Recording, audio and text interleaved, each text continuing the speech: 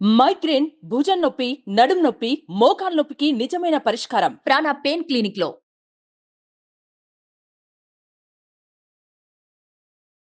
నమస్కారం డాక్టర్ ప్రదీప్ జోషి గారు. శ్రీమాత్రే నమః. ప్రీవియస్ వీడియోలో మనం కాకి గురించి డిస్కస్ చేసాం కదండి. అంటే నేచర్లో తెలియకుండానే కొన్ని ఇండికేషన్స్ మనల్ని కొన్ని బలంగా ఈ ఇండికేషన్ దీనికి సంబంధించింది కొన్ని ఇవి నేర్పిస్తూ ఉంటాయి, అందులో గుడ్ ఇది బ్యాడ్ ఇది అని చెప్పేసి చెప్తూ ఉంటాయి చెప్పేసి అన్నారు. అందులో కొన్ని జంతువులకు సంబంధించినటువంటి వాటి మీద మనం మాట్లాడుకోవటం జరిగింది. అందులో ఈ కుక్కకు సంబంధించినటువంటిది సనాతన ధర్మం అసలు ఏం చెప్పబడిందండి? శ్రీ గురుభ్యో నమః. శ్రీమాత్రే నమః. కుక్కకు సంబంధించి పెద్ద కథలే ఉన్నాయి స్వామి. కుక్కలకి పురాణాల్లో చాలా ఇంపార్టెంట్ ఉంది. ఎందుకోసమంటే మహాభారతము beginning with dog, end with dog. కుక్కతోటే మొదలైంది మహాభారతం, తర్వాత కుక్కతోటే అంతమైపోయింది. సో అది తర్వాత కథ. కుక్కలు చాలా మంది పెంచుకుంటారు ఇండ్లలో, కానీ సనాతన ధర్మం ఏం చెప్తుంది అని అంటే కుక్కల్ని ఇండ్లలో పెంచుకోకూడదు అని చెప్తుంది. సనాతన ధర్మం అయితే అదే చెప్తుంది. అందుకోసమంటే మీరు నా మాటలే కాదు, సామవేదం షణ్ముఖ శర్మ గారి కానీ వింటే మనకు అర్థమవుతుంది. ఆయన చాలా డీటెయిల్గా చెప్పారు. అందుకోసమంటే నాకున్న విద్వత్లక్షణం ఏంటంటే విద్వాంసులను ఎప్పుడు కూడా పొగడడం. నేనే గొప్ప అని ఎప్పుడు నేను చెప్పుకోను. మంచి మంచి పండితులు ఉన్నారు మనకి. మన తెలుగు వాళ్ళ అదృష్టము, మనకి సామవేదం షణ్ముఖ శర్మ లాంటి గొప్ప గొప్ప పండితులు మనకి అమ్మవారు మనకి ఇచ్చింది. అలాంటి వాళ్ళని మనము ఎప్పుడు కూడా దండం పెట్టుకోవాలి. వాళ్ళంతా నడిచే సరస్వతులు. సామవేదం షణ్ముఖ శర్మ గారు, వద్దిపద్ది పద్మాకర్ గారు, తర్వాత చాగంటి కోటేశ్వరరావు గారు, వీళ్ళంతా నడిచే దేవతలు, సరస్వతులు. వీళ్ళంతా అమ్మవారి స్వరూపాలు. వీళ్ళని మనకి వరంగా ఇచ్చారు దేవతలు. సో మనం వాళ్ళని గౌరవించాలి. వాళ్ళు చెప్పిన మాటలు కూడా మనం వినాలి. సో నాకు కూడా మొదలు ఈ ధర్మ సందేహం ఉండేది. మా యొక్క మఠాలలో ఎక్కడన్నా వెళ్ళినప్పుడు కుక్కని ముడితే స్నానం చేయమని చెప్పేవాళ్ళు. ఎందుకు స్నానం చెప్పేవాళ్ళు నాకు అర్థమయ్యేది కాదు. తర్వాత ఇట్లనే నాకు ఇలా వెళ్ళేటప్పుడు నాకు కొంతమంది జంతు ప్రేమికులు కూడా పరిచయం అయ్యారనమాట. జంతు ప్రేమికులు పరిచయం అయినప్పుడు వాళ్ళ కుక్కల్ని బాగా పెంచుకోవడం, బాగా ప్రేమించడం అంటే ఇలా చేయకూడదు అని అంటే మీరంతా బ్రాడ్ మైండెడ్ కాదు, మీరు జీవాన్ని ప్రేమించలేరు, పండిత సమదర్శిన అని అంటారు. అంటే పండితులు అంటే అందరినీ సమంగా చూడాలి అని అంటారు. సో దానికి కూడా ఒక ప్రాణమే కదా, దాన్ని కూడా మీరు ప్రేమగా చూడొచ్చు కదా అని అంటే నాకు కూడా వాళ్ళు చెప్పగానే అవును కదా అని అనిపించింది. మనకు అప్పుడు ఏం తెలియదు కదా. అప్పుడు వెళ్ళి నేను మా గురువుగారి దగ్గరికి వెళ్ళాను. వెళితే మా గురువుగారు అన్నారు, దీనికి నీకు సమాధానం కావాలి అంతే కదా, చెప్తా అని చెప్పి నన్ను జూ పార్క్కి తీసుకెళ్ళారు. జూ పార్క్కి తీసుకెళ్ళి అక్కడ లయన్ సఫారీ ఉంటుంది, డైరెక్ట్గా బెంగళూరులో లయన్ సఫారీ ఉంటుంది. లయన్ సఫారీకి తీసుకెళ్ళారు. జస్ట్ 6 అడుగుల దూరమే పులికి నాకు, అంతే. కారులో మేము కూర్చున్నాము. మేము కారులో మమ్మల్ని బంధించారు, అది బయట కూర్చుంది పక్కనే. అరే కారు ఆపరా నాయన అని చెప్పాడు. కారు ఆపాడు. వాడికి 500 ఇస్తే వాడు సైలెంట్గా మనకి మంచి కోఆపరేట్ చేస్తాడు అనమాట. అది ఆ నోరుకు తెరిస్తే దాని నాలుకని సరిగ్గా చూడరా అని అన్నాడు. నాలుక సరిగ్గా చూస్తే పులి నాలుక చారలుగా ఉందన్నమాట. దాని కూరలు చూడరా అని అన్నాడు.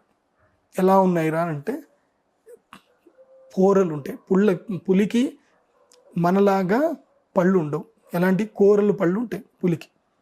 దాని నాలుక, దాని పళ్ళు చూసావని అన్నాడు. చూశాను. సరే, పులి ఎలా నీళ్లు తాగుతుంది అబ్జర్వ్ అన్నాడు. పులి ఎలా నీళ్లు తాగుతుందంటే నాలుకతోటి నీళ్లు తాగుతూ ఉంది. ఆ తర్వాత ముందుకెళ్ళిన తర్వాత జింకలు చూపించారు. జింక పళ్ళు చూడరా అని అన్నారు. జింక పళ్ళు ఎలా ఉన్నాయనంటే మన పళ్ళలాగా స్క్వేర్గా ఉంటాయి అన్నమాట, కూరలు ఉండవు వాటికి. తర్వాత అవి నీళ్ళు ఎలా తాగుతున్నాయి చూడరా అన్నారు. అవి నీళ్లు నాలుకతో తాగట్లేదు, నోరు తగిలిచ్చి నీళ్లు తాగుతున్నాయి. ఇప్పుడు కుక్కని చూడు అని చెప్పేసి అన్నారు. వచ్చిన తర్వాత కుక్కని చూసాం. కుక్క పళ్ళు ఎలా ఉన్నాయిరా, షార్ప్గా ఉన్నాయా లేకపోతే అంటే శాకాహారం జంతువులాగా ఉన్నాయా, మాంసాహార జంతువులాగా ఉన్నాయట? ఎస్, మాంసాహార జంతువులాగా. కుక్కకి నీళ్లు తాగిపోయారు, ఎట్లా తాగుతుంది చూడరు. నోటితో తాగుతుందా, నాలుకతో తాగుతుందా? నాలుకతో. సో ఇది క్రూర జంతువు, అది సాధు జంతువు. మనుషులు ఇంట్లో పెంచుకోవాల్సిన జంతువులు మేము కేటగిరైజ్ చేశారు. దేంట్లో యాజ్ఞవల్క్య స్మృతిలో కేటగిరైజ్ చేశారు. మనుషులు ఇంట్లో పెంచుకోవాల్సిన జంతువు ఏంటంటే గోవుని పెంచుకోవాలి. ఇంట్లో తప్పకుండా పెంచుకోవాల్సిన జంతువు గోవు. ఇంకా ఏ జంతువుని ఇంట్లో పెంచుకోవడానికి అర్హత లేదు. పక్షుల్ని కూడా ఇంట్లో పెంచుకోకూడదు. ఎందుకు అంటే మా గురుగారి పక్కనే, ఇంటి పక్కనే ఒక డాక్టర్ ఉంటారు. ఆయన ఫేమస్ ఆంకాలజిస్ట్. ఆయన్ని రమ్మన్నారు. ఆయన వచ్చారు, అదే సందర్భంలో వచ్చారు. వచ్చి రాగానే కూర్చోబెట్టి కుక్కను పెంచుకోవద్దు అని చెప్పేసి అంటున్నారు. పెంచుకోకపోతే నీకు మానవత్వం లేదంటున్నారు. మీరు చెప్పండి, ఆంకాలజిస్ట్ కదా, కుక్కని ఇంట్లో పెంచుకోవాలా పెంచుకోకూడదా మీరు చెప్పండి ఆంకాలజిస్ట్ అని అంటే, dog never suitable to the human beings అని చెప్పేసాడు ఆయన. ఎందుకు అని అంటే, కుక్కకు సంబంధించిన వెంట్రుకలు ఏవైతే ఉంటాయో చాలా సూక్ష్మంగా ఉంటాయి. అది గనక అటో ఇటో అయ్యి ముక్కులో నుంచి ట్రావెల్ చేసి లంగ్స్లో కనుక వెళ్ళిపోయింది అని అంటే, ఇంకా ఆ మనిషి కఫము వ్యాధితోటి క్యాన్సర్ వ్యాధి వచ్చేసి చచ్చిపోతాడు కూడా. ఉందా రీసెర్చ్ అనేది ఏమైనా? ఎవరినైనా అడగండి. కుక్కలకున్న వెంట్రుకలకి మంచిది కాదు, పిల్లి వెంట్రుకలు మంచివి కాదు. అందుకోసమని వాటిని ఇంటి బయటే ఉంచాలి తప్ప ఇంట్లో పెట్టుకోకూడదు. ఇవి పెంపుడు జంతువులని చెప్తున్నారు కానీ పెంపుడు జంతువులు ఇండియన్ కల్చర్లో కావు. అట్లాగైతే కనుక ఇండియన్ కల్చర్లో సనాతన ధర్మంలో ఉంటే ఇప్పటికీ మఠాలలో అక్కడ ఇక్కడ కుక్కలు బోలెడు ఉండాలి. మఠాలలో ఏమున్నాయి ఇప్పుడు?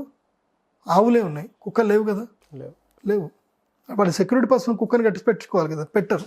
బికాస్ కర్మని నమ్ముతారు, కర్మని బాగా నమ్ముతారు. ఎందుకోసమంటే కుక్కకి ఒకసారి రక్తము మరిగిందనుకో, మనిషి రక్తాన్ని మరిగిందనుకో, అది మనుషుల్ని చంపడం ప్రారంభిస్తుంది.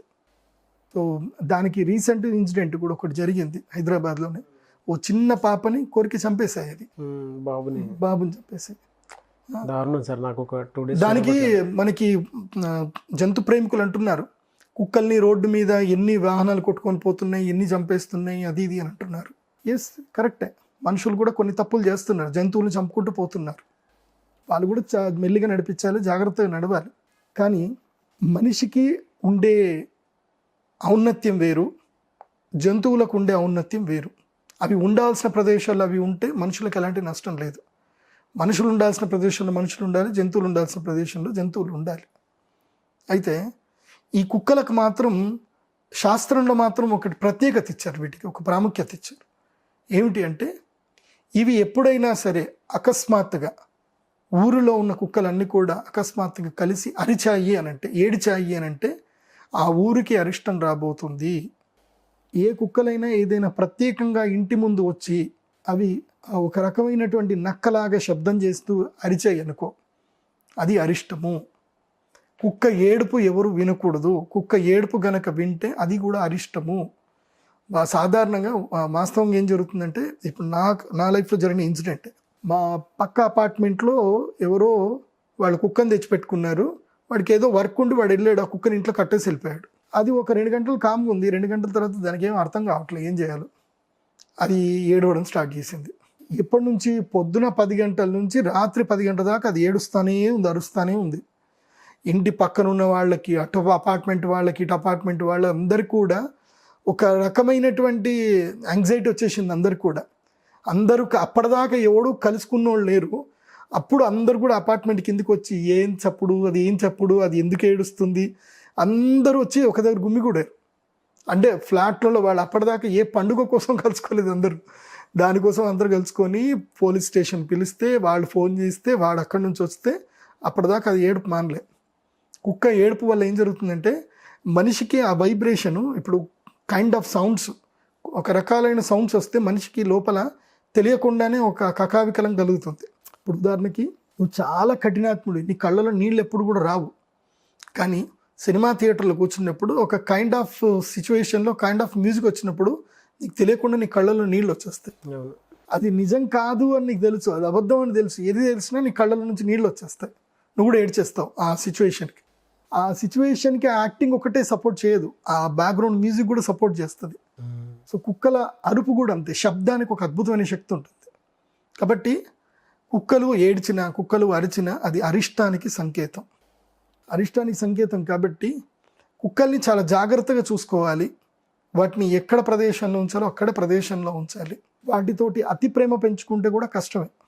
ఎందుకోసమంటే అవి టూ మచ్ అటాచ్మెంట్ అన్నమాట. ఇంట్లో మనం లేకపోతే అవి ఏడ్చేస్తాయి, అన్నం తినవు, భయంకరమైన అటాచ్మెంట్ ఉంటుంది. తర్వాత నువ్వు బయట నుంచి రాగానే మీద పడిపోయి నాకేసి చేసేసి ఇంకా చాలా ఇచ్చేస్తుంది. కానీ కుక్కలు రాజ్యానికి అద్భుతమైన శక్తి అని కూడా చెప్పేవాళ్ళు. ఎందుకోసమంటే అవి పసిగట్టినంత స్మెల్ ఏవి పసిగట్టవు కుక్కలు. వాటి దగ్గర ఉండే శక్తి ఏంది? ఘ్రాణ శక్తి. వాటికి పూర్వకాలం దొంగలు పట్టుకోవడానికి కానీ ఇప్పటికి కూడా కానీ కుక్కల్ని చాలా అద్భుతంగా వాడేవాళ్ళు. అంటే ఒక జీవికి ఒక వైవిధ్యత ఉన్నది ఉంటుంది. ఆ వైవిధ్యంగా మాత్రమే ఆ జీవిని మనము పరిగణలోకి తీసుకోవాలి. ప్రతిదీ మన ఇంటి దాకా తెచ్చుకోకూడదు అనేది శాస్త్రం చెప్తుంది. అంటే ఇది ఎక్కడి వరకు వాడాలో అక్కడి వరకే వాడాలి. ఇంటి లోపలికి తెచ్చుకొని ఇంట్లో ప్రతి చోటికి, వంటింట్లోకి, అక్కడికి ఇక్కడికి తెచ్చుకోకూడదు. అది కరెక్ట్ కాదు. కుక్కలు ఉండాలి, ఇంట్లో పెంచుకోవచ్చు, ఇంటి బయట ఉండాలి. చక్కగా వాటికి తిండి పెట్టండి, వాటికి ప్రేమ చేయండి, వాటిని ముద్దు చేయండి, అన్ని చేయండి. కానీ మళ్ళీ చేతులు కడుక్కోండి. మంచిగా చేతులు కడుక్కొని స్నానం చేసి మళ్ళీ మీ రెగ్యులర్ పనిలోకి వెళ్ళండి. కుక్కల్ని ఇది చేసిన తర్వాత ఆ వేళ్ళు ముక్కులో పెట్టుకోవడము ఇవన్నీ చేశారనుకోండి, ఎలర్జీస్ వస్తాయి. ఇప్పటికీ నాకు ఎంతోమంది క్లయింట్స్ ఉన్నారు, ఇలా కుక్కల వల్ల రోగాలు వచ్చిన వాళ్ళు చాలామంది ఉన్నారు. వాళ్ళు పెడియాట్రిషియన్స్ కూడా చెప్తారు, మీరు డాగ్స్కి కిస్ చేయడాలు ఇవన్నీ చేయకండి అని చెప్తారు. అయినా ఇదేదో వెర్రి చేస్తూనే ఉంటారు. కుక్కకి మాత్రం కొన్ని ఫ్యూచర్ సిమ్టమ్స్ అయితే తెలుస్తాయి. ఇంట్లో భూత ప్రేతాలు తిరుగుతున్నా వాటికి అనిపిస్తుంది, అవి అకస్మాత్తుగా అరుస్తాయి. ఇది నా జీవితంలో నేను చూశాను. ఇక్కడనే కర్మన్ ఘాట్ దగ్గర ఒక ఇల్లు ఉండే, ఆ ఇంట్లో కుక్క అబ్నార్మల్గా బిహేవ్ చేస్తూ ఉంటే, లాబర్ డాగ్ చాలా ప్రేమగా ఉంటుండే, ఆల్ ఆఫ్ సడన్గా అబ్నార్మల్గా బిహేవ్ చేయడం చేస్తే వాళ్ళు నన్ను పిలిచారు. పిలిస్తే వెళ్ళి చూస్తే కొన్ని తెలిసాయి, కుక్క అబ్నార్మల్గా బిహేవ్ చేస్తుంది. ఎప్పుడైనా వాటికి సోల్స్ కనిపిస్తాయి వాటికి, అదొకటి. ఇప్పుడు దొంగల విషయంలో కూడా కుక్కలు చేసినంత సహాయం ఎవరు కూడా చెయ్యవు, అదొకటి. ఇంకోటి ఏంటంటే, ఇంట్లో ఎవరైనా చనిపోతున్నారు అని అంటే కుక్కలకు మొదలుగానే తెలిసిపోతుంది.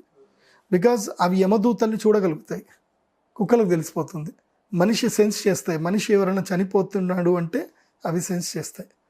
సో ఈ విధంగా మన యొక్క నేచర్లో, ప్రకృతి వైవిధ్యంలో కొంత స్మెల్ చేయగలుగుతుంది. చేయగలుగుతాయి. ప్రకృతి వైవిధ్యంగా కుక్కల నుంచి మనం ఇలాంటి శకునాలు మనం నేర్చుకోవచ్చు. కొన్ని అవి స్మెల్ చేయగలుగుతాయి కాబట్టి ఈవెన్ బాంబ్ స్క్వాడ్ అవి జరిగేటప్పుడు ఖచ్చితంగా వాటికి ఆ ప్రయారిటీ ఇస్తారు. మన ఆర్మీలో కూడా ఇప్పుడు dogs one of the part కదా. అవును. కాబట్టి నేను మీ అందరికీ చెప్పేది ఏంటంటే, జంతువుల్ని ప్రేమించండి, కుక్కల్ని ప్రేమించండి, వాటికి చక్కగా అన్నం పెట్టండి. వాటి నుంచి వచ్చే ఈ సిమ్టమ్స్ ఏవైతే ఉన్నదో వీటి వల్ల మీ జీవితంలో బాగుపడండి. కానీ మరీ అతి ప్రేమ ఎక్కడా పనికిరాదు, అతి అనేది చెయ్యకండి. కుక్కలకి ఎప్పుడు కూడా మనిషి రక్తం వాసన తెలియకుండా చూడండి. ఇంకొకటి చెప్తాను, జాగ్రత్త గుర్తుపెట్టుకోండి. మెన్స్ట్రువల్ పార్ట్స్ వాసన మాత్రం కుక్కలు చూస్తే మాత్రం ఆ స్త్రీకి మాత్రం అరిష్టం, భయంకరమైన అరిష్టం జరుగుతుంది చెప్తున్నాను. సో మెన్స్ట్రువల్ ప్యాడ్ విషయంలో మాత్రం కుక్కలకి అవి పడకుండా చూడండి.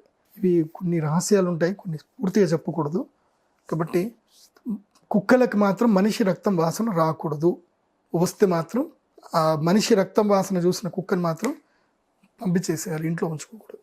Thank you sir. Thank you so much doctor Pradeep Joshi గారు.